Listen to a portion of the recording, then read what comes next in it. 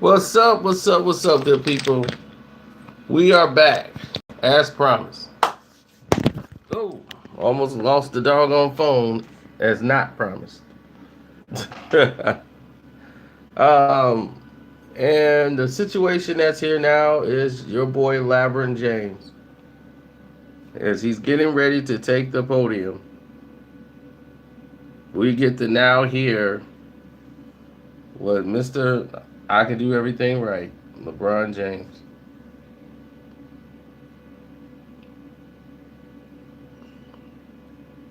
And away we go.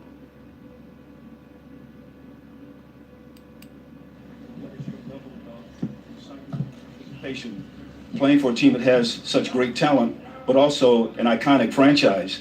And in addition to that, what was it like having Magic right down the street from you an hour before he was supposed to meet with you to talk about becoming a Laker? Well, I mean, I think the excitement around the game for me in general, no matter what uniform I'm in, I'm just always humbled that I'm able to play this game at this level.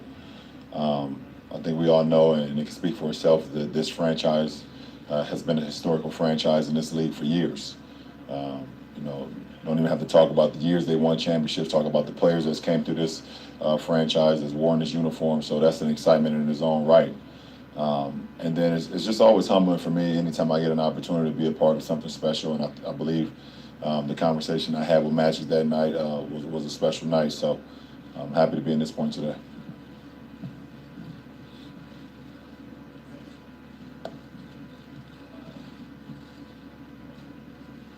Lebron, welcome to Los Angeles. I want to know how it feels. I know you've been with two teams before. Cleveland, obviously, we all think of you probably most with the Miami experience. You did very well there. What is it like to move to another place? I know you live here during much of the season, so it's not like a brand new experience, but what is it like to just change the location where you're going to be competing and represent another city?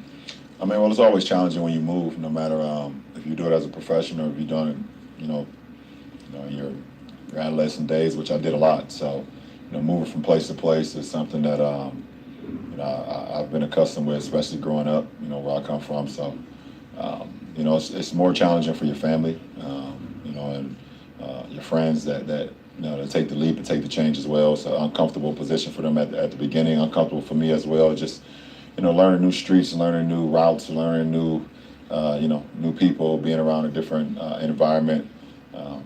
So it's always a learning experience when you're able to, when you have to change locations. So, it's an adjustment that myself and my family and my friends will all adjust to, and but we'll be fine because we have each other.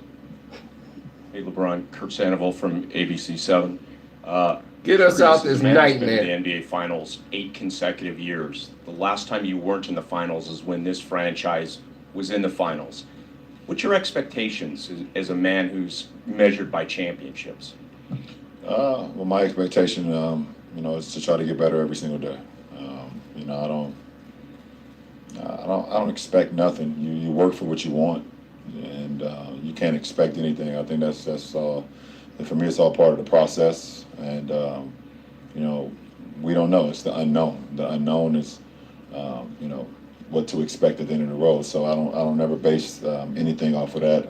What I know I can bring to the table is, being committed to, having excellence, every single day from a mindset standpoint and from, how I prepare to go out and play. So, everything else take care of itself. So far, it's a whole bunch of nothing. LeBron, obviously, a definition of success for a successful season would be a championship. But are there any other markers or indicators that you have for this season being successful? I don't believe that. I don't believe the only thing of success you mark in the season is winning a championship. There's only one champion, but that doesn't mean you're not successful. I think, there's going to be wins and losses and things of that nature, but what you can control is how you prepare every day, how we prepare every day to try to get better every day. We're a new ball club coming together. Obviously, they have some returning guys, but as far as the ball club, we're all new to each other. So, we have to, take our bumps and our bruises. We have to, there's going to be good times, there's going to be bad times, and that's what happens with a team that's new. But if we continue to work the process and we continue to, sacrifice for one another and put in a commitment and the time to to being great, and everything else will fall into place, as I said before. Hey, LeBron, between breaking some film down of these young guys, knowing their games from previous years, playing some 5-on-5 here and talking to the coaching staff, have you gotten a sense yet of the way that you want to approach the games and how you guys might play with pace and just the direction of the team? Well, my game, does not change no matter who I'm alongside. I believe my game can fit with anybody. I'm a team-first guy. I love passing the ball, love sharing the ball. Yeah, we know that. Again, watching these guys from the outside looking in, the level of You love pace giving they away play the with, responsibility. I'm excited about. I love getting up and down and running and things of that nature. So, What about defense? But I think Luke and the coaching staff will let us know what they would like for us how we can be great, and we have to practice that and we have to implement that every single day in order to accomplish what we want to accomplish. And what's Hey, that? LeBron, Bill Oram with The Athletic. Two questions. One, can you drill down to the moment you decided to make this move and that you wanted to be a Laker? And then what was that like, kind of as you kind of took in what that would mean? And then two, so much talk about what you can do for the young guys. I'm curious what you think the young core that has been in place for a couple of years will do for you. Well, I have a team, and to answer your first question, I have a team that we all come together. We've done this before. We mark out all the pros and the cons, and then at the end of the day, it's it's kind of up to myself and my family. So we kind of made a decision that this was our next journey. This is our next path, and so I was able to make the decision to come here. Truly excited, about this opportunity. And then I'm always in a learning process. No matter where I'm at in my career, I'm always in a point where I want to learn and get things from teammates and coaches and things of that nature. So I'm looking forward to seeing what we all can bring to the table and how we can all bounce ideas and bounce things off one another in order to better our games, both on the floor and also mentally as well. Yeah, LeBron, Bill Plaschke, LA Times. How much of your decision was based on the Lakers and how much on the business opportunities of Los Angeles, and how do you balance those two? My decision was based solely on my family and the Lakers. Listen, I'm a basketball player. I play ball. That's what I do. That's what I live by. And when I do it at the level I do it at, everything else take care of itself. So, as far as my business, those things have been taking care of itself way before I even came out here to be a part of the Lakers franchise. LeBron, Andy Kamenetsky, ESPN LA, The Athletic. Where are you? You've obviously accomplished a lot in your career, been through a lot of different scenarios. At the same time, joining this team brings a lot of attention. What, if anything, at this stage of your career creates pressure for you or constitutes pressure? Say that again? What, if anything, at this stage of your career creates pressure for you? Brings about pressure? Nothing. Right. Nothing. What's pressure for him going to a place he been living at?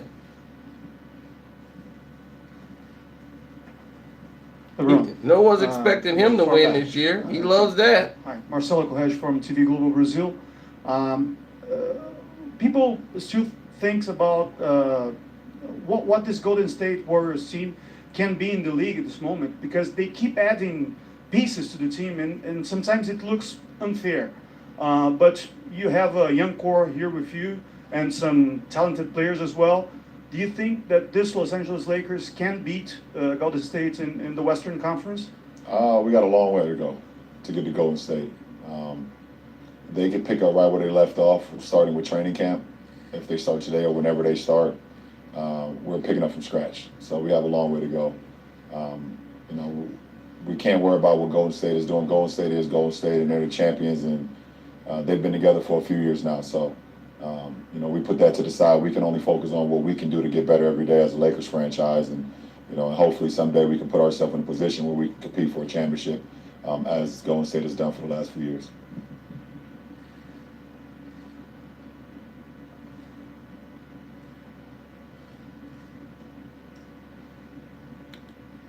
We'll get to Golden State in a minute, but they're not coming back the same. Josh Peter with USA Today right here, LeBron. Between the movie project, the TV project, the documentary, the HBO show, how do you juggle off the court stuff and on the court stuff and keep it from becoming a distraction potentially? How long have you been following me? Huh? Apparently not long enough. There go your answer right there.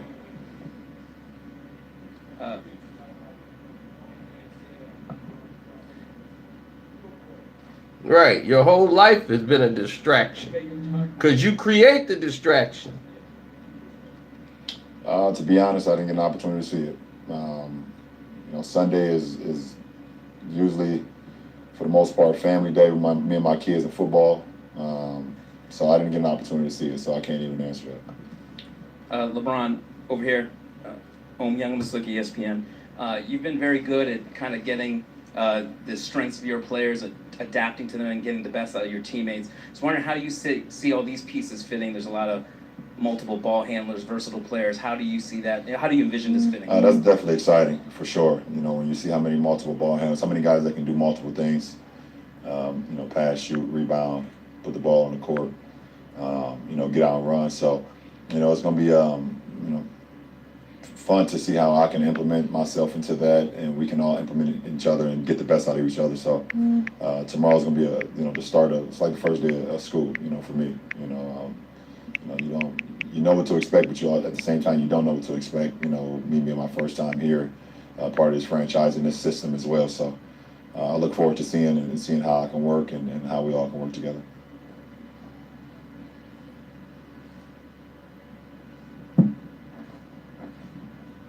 LeBron, right here in LA, Brad from the LA Times. You and Rondo had some epic and testy games when you guys both played in the East. What's it going to be like having him as a teammate? And what was it like having him oppose you doing those pickup games last week rather than playing your team? Yeah, Rondo in my career, and since I've competed against him over the years, has always been one of the most cerebral players, smartest players that I've ever competed against, and one of the most competitive guys I've ever competed against. It's very simple when we all know you only run two plays. It's not cerebral. Everything the team is doing, all the strengths and the weaknesses. Yes, we know all your weaknesses. Sometimes you kind of see yourself, when you see yourself in someone on the opposing side, that's where you think someday it would be crazy if you ever teamed up and you were able to join forces with that type of cerebral, mentality where you know exactly what's going on the floor every possession. So it's gonna be a really cool moment when I step out on the floor with Rondo, just knowing things that he see and he know things that I see with us never ever have to say anything. It's not many of us in this league that can actually think and prepare with our minds before we even step on the floor and then actually play the game like the two of us. The two of you? What have you thought about? Global Brazil. Thought like what? Okay, that's over. No more.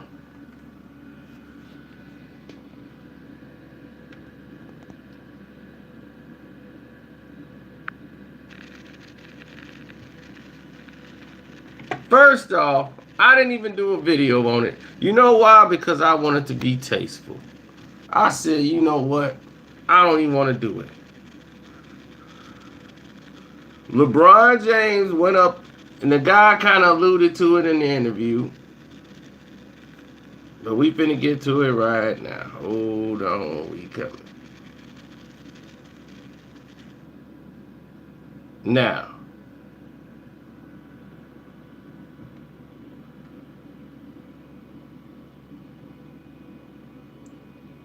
here we go again. If you want to know their Fortnite name, go and watch that video again, and I'm quite sure you'll get it. Now,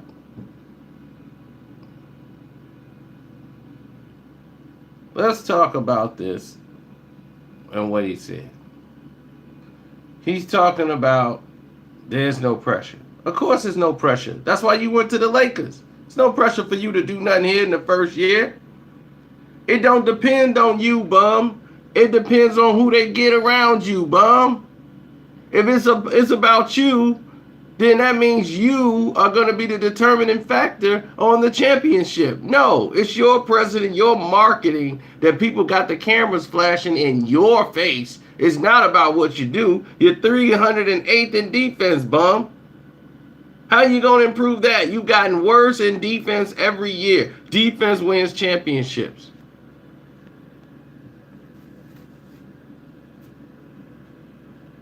Over there talking about the team. Everybody know Ingram is out at the All-Star break. Stop playing. Who you fooling? Who you fooling? We all know what's coming.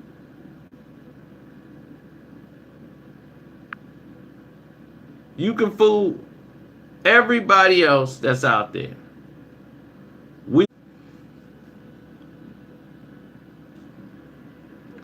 No, that wasn't partially the internet's fault. That was some other things taking place at the same time.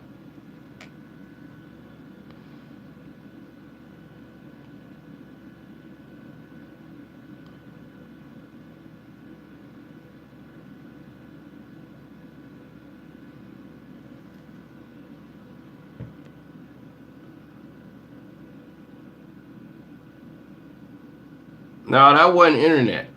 That was a message that came through the phone. So that had nothing to do with YouTube this time. We all cool. Now, let's talk about it, ladies and gentlemen. LeBron looked like he's in better physical shape than he was last season, starting the season, because he got himself hurt by trying to push himself because he was BSing in the middle of the season on Instagram, doing a couple of exercises just to keep his tone. But then when the season started to come around, he's trying to rush to get himself in shape. Managed to get himself injured. Now, what he didn't tell you last week is what I already know. I didn't even make the video. I was waiting on today. And then the guy actually brought it up.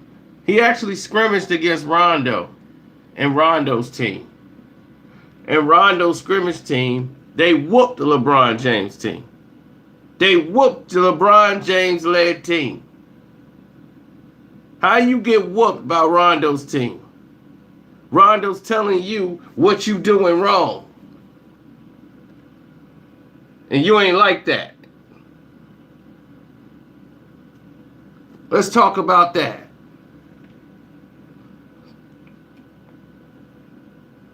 The media guy went real nice on you today when bringing up that scrimmage. Rondo-led team with a bunch of young boys whooped your team, Bron, in scrimmage.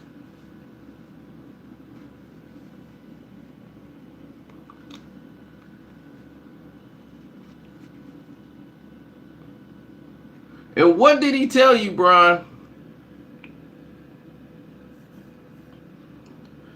What did Rondo tell you?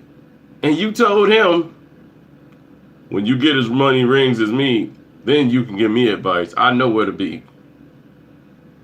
I just let you have that play. That what you saying? You saw it too. You already knew what they was going to do. But in a game, you knew how to shut it down in the fourth quarter. That's what you told Rondo. In the fourth quarter, they going to think that's okay to run that play. And then I'm going to make the adjustment. So it's a long game, Rondo. It's a long game. I got it. It's a long game. And then didn't you tell Rondo when we on the court like that, when you start talking to me like that, it kind of breaks the when you undermine me like that on the court, it breaks the unit, it making everybody else think they could do the same. I just say, okay, that's all right, and then we move on. We'll talk about it in the locker room, though. But on the court, we can't have any public disputes. You could suggest it to me, I'll say, all right, I got it, and then we'll move. And just keep it moving. We don't keep harping on it. And Rondo was like, why you talk like you've been playing here for 15 years? You just got here.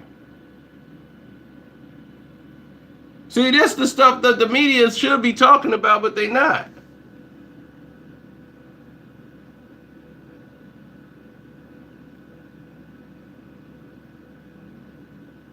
Now, I'm not going to say they was playing full-out basketball. It was a scrimmage.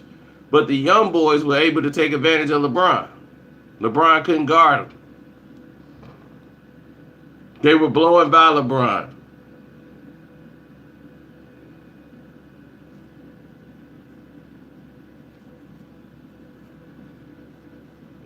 Each year he gets worse and worse in defense. Last year he was 308. It's only 400 people in the league. How you 308? Talk to us, Bron. Let's talk about it. Let's talk about it. Is this what it's going to be like? I know the Cleveland fans are happy because they don't have to worry about me jumping all on the Cavs no more. They are very happy to have you gone. They's like, thank you. Now we don't got to worry about Carcino dumping on us no more because of him.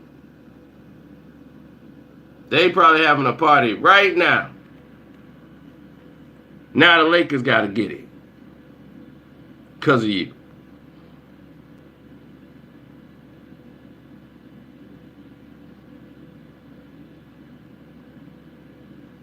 All this is a Celebrity Apprentice starting LeBron James.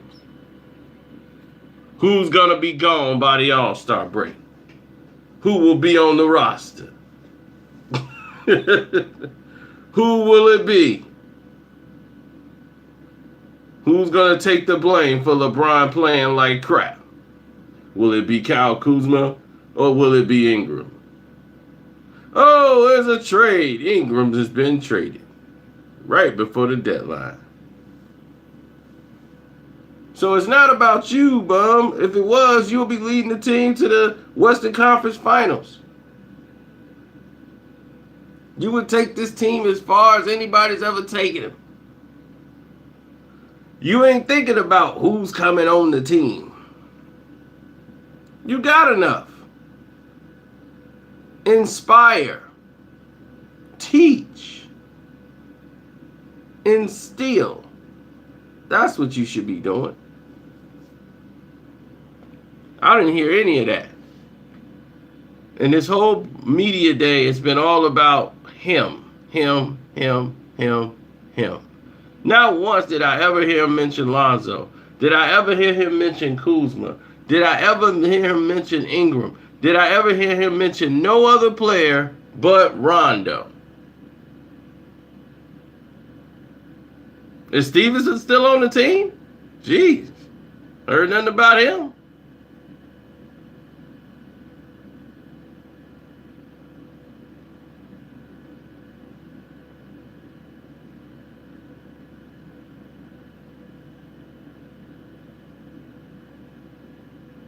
Stephon Marbury, no doggone well, I didn't lie on him. That's a fact.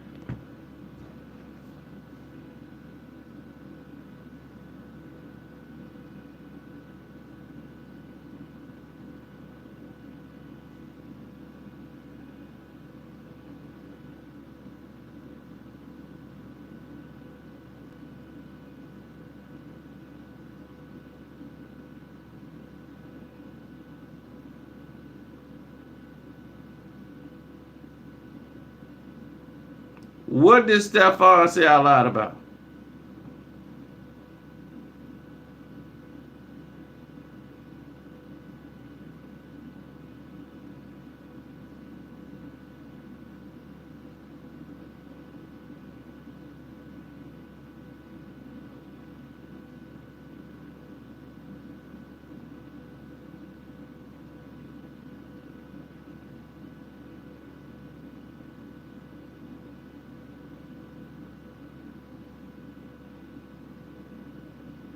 Because there is nothing we lied about with him.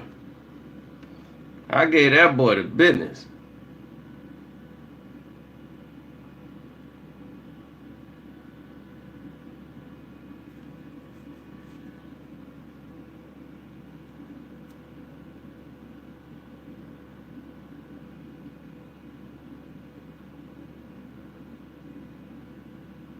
Yeah, there were fans outside with signs that said, "We want Kobe back."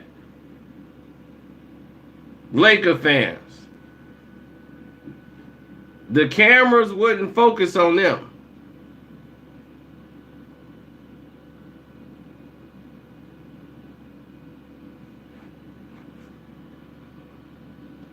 So no, there's no pressure for LeBron. I feel he's in better shape this time. The Lakers organization, this is different from Cleveland, okay?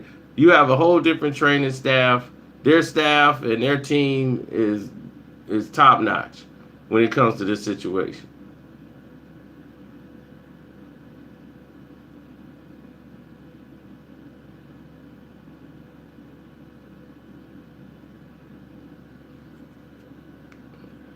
Do I think LeBron will be a better basketball player? Absolutely not.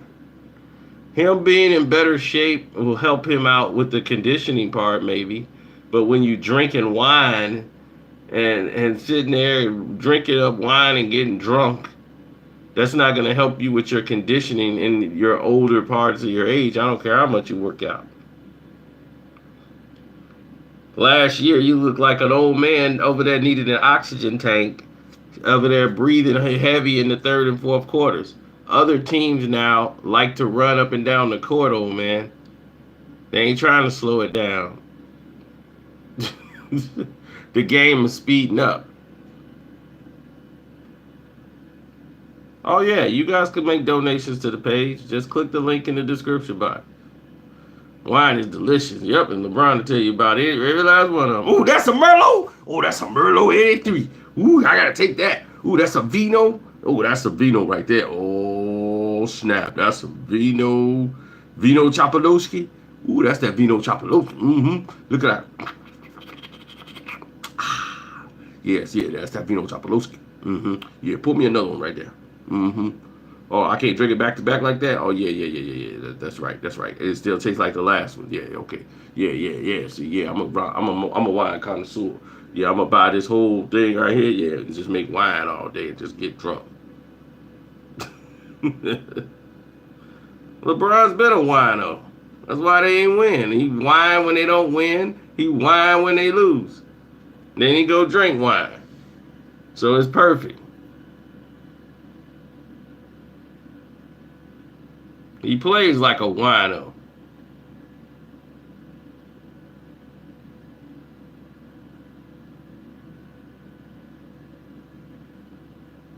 Guys out there playing their hardest, and they got to play with a drunk like this.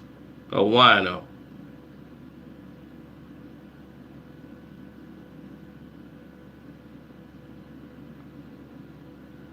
LeBron even got boxes of wine. He still goes in this department store and buy that cheap boxes of wine. He's a wino. Everybody knows that. Jordan was a cigar smoking, cognac drinking individual. He gonna have some yak with some cigars, but go out there and do his thing.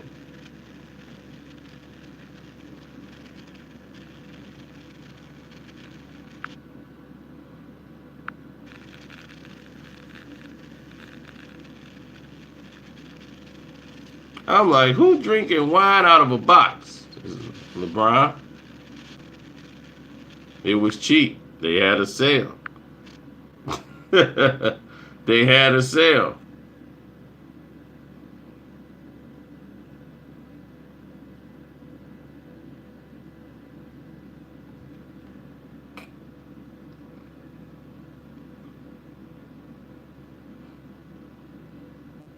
People be asking themselves, man, what happened? Why this and why that? Such and such. Oh, it's easy. It's quite simple. It was on sale. It was cheap. Right. People know if you go visit LeBron, people bring him bottles of wine. He invite people over to their house, then he know they're going to bring him wine. They come over with a bottle of wine as a gift. Oh, you can open this for dinner, LeBron. Be great. Now we got some more wine.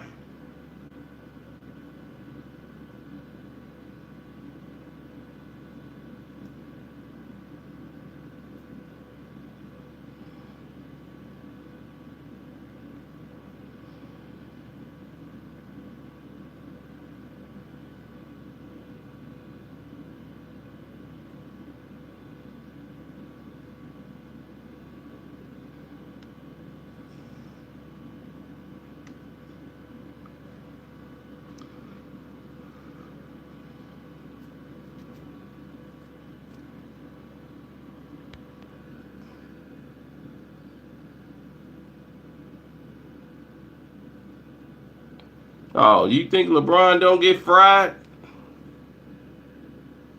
He looked high now. He looked high this whole interview.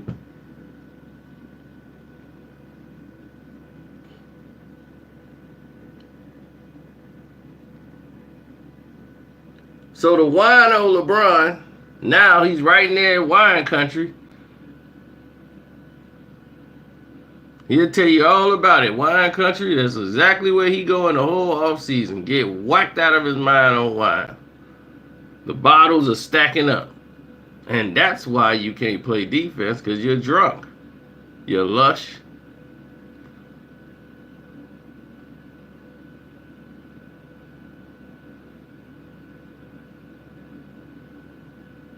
That's why he moved to LA. He want to be closer right there where he can get next to Napa Valley.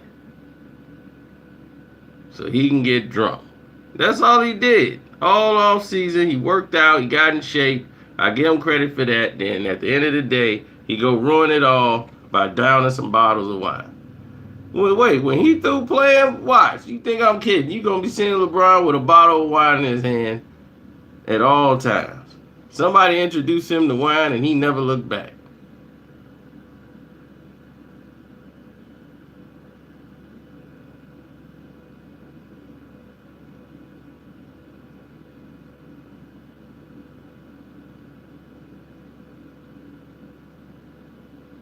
Talking about, well, wine's a good investment. Yeah, but you can't drink your investment up.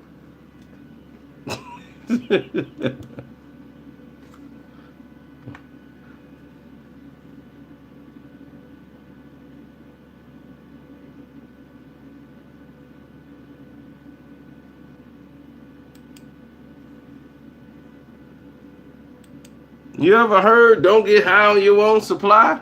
Don't get wasted on your own supply, LeBron.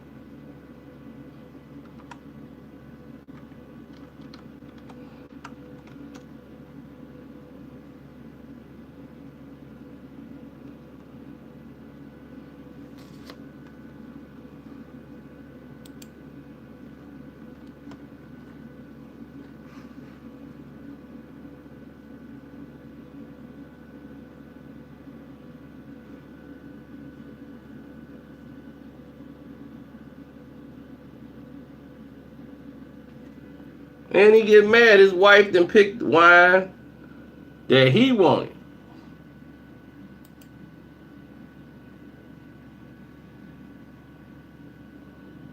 That's the kind of pettiness he is.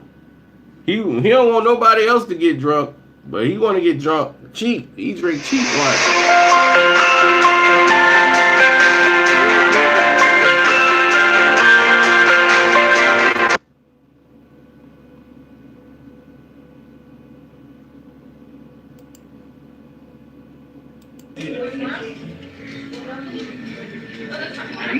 It's good.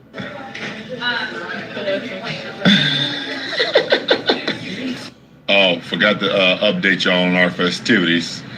We wanted to get to it so fast. Had to stop by Sweet Rose for a little ice cream. Are you good? Oh, she good.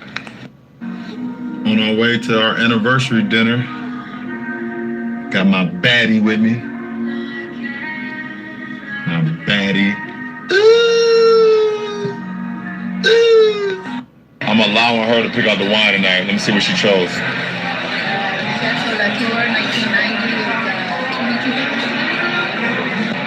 $22.50. Duff. Added. $22.50 for a bottle of wine. LeBron, he ain't like that at all. He's a wino. He want to drink cheap. Wife looking like, let's get it. Years ago, I did not. I was not a wine guy. I didn't drink wine at all. Kind of started around when I turned 30, actually. I started to just have a learn. I wanted to learn about it. Everybody was talking about how great it is, and the different regions, not only here in America, but also obviously Italy and France and so many different places. So I started to do some research. I started tasting different wines, and it took a while for my palate to actually give in. into it because it's not a your first time drinking wine. It's not a very, very lasting taste. Like my daughter said before I let her try some more wine, she said it tastes like rocks. And I gave her some very, his daughter very good wine. I said, "Oh, it tastes like rocks. It's nasty." So I kind of understand what she said, but over the years, the last few years, I've been learning a lot about it, and the different type of grapes, and the different type of vines that be on different type of regions, from red to white, blends and things of that nature. So it's great to be in wine country. Did Maverick who got you going on the wine train? He talked about it a lot, and I was like, okay, continue to talk about it. Let's see what this is about. Do you have a bottle that you're looking forward to tomorrow? Yeah, every last one of them. Do you believe in the healing powers of it? Huh? Some people say, the red has, kind of healing powers. Well, I heard that it's good for the heart. I heard about that, but as far as healing powers, listen, I'm playing the best basketball of my life, and I'm drinking some wine pretty much every day. So, hey, whatever it is, I'll take it. Which player do you think knows the most about wine? I have no idea. I don't talk. I mean, we have our team, and we love drinking wine, but I don't know. I mean, I know what I'm about. I know how genuine I am about it, and I don't just talk about it. I actually know about it. So. Jenny and Kevin freak Morgan. Oh, they do. Morgan Pinot is some of the greatest. The greatest wines that you can find in America, and maybe not even America, but the world. So those guys, obviously Kevin being from there, and Channing Spinner lives there. They talk a lot about it for sure. You have a bigger. Look at that. You think I'm just hating on the guy, right? Told you he's a wino.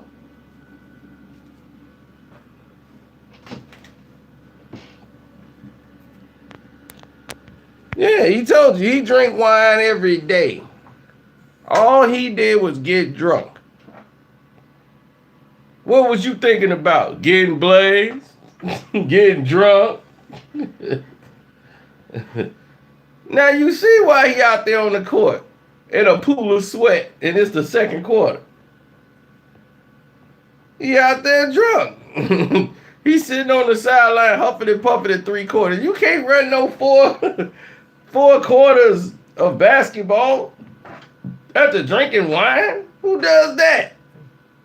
His chest be burning. That's why he be touching his chest. Y'all be thinking he talking about it's my fault. He ain't saying it's his fault. He got heartburn.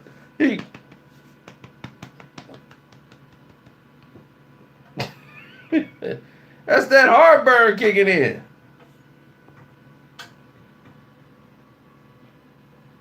So y'all want that drunk to lead you to the NBA Finals. You go ahead and depend on the drunk all you want. We know the truth. It's not about LeBron. It's who they bring in there with LeBron that they can help get them to the next level. So that means they need other players who are really good to help this bum and this drunk on your team who's going to sell the tickets because he's the marketing toy.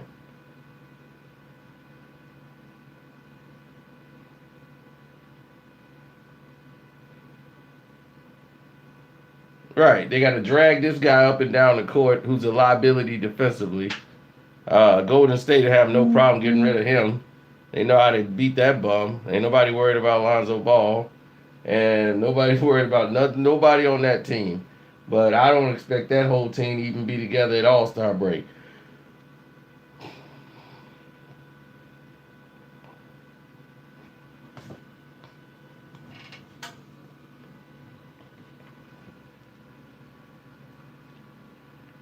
And this wasn't the team they were even supposed to have coming into the season.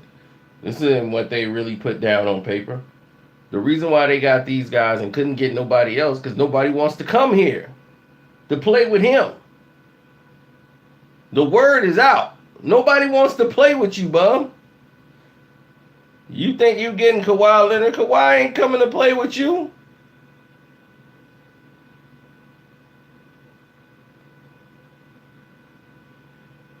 Paul George didn't want to play with you. He'd rather get yelled at by Russell Westbrook than to go deal with you and that pressure.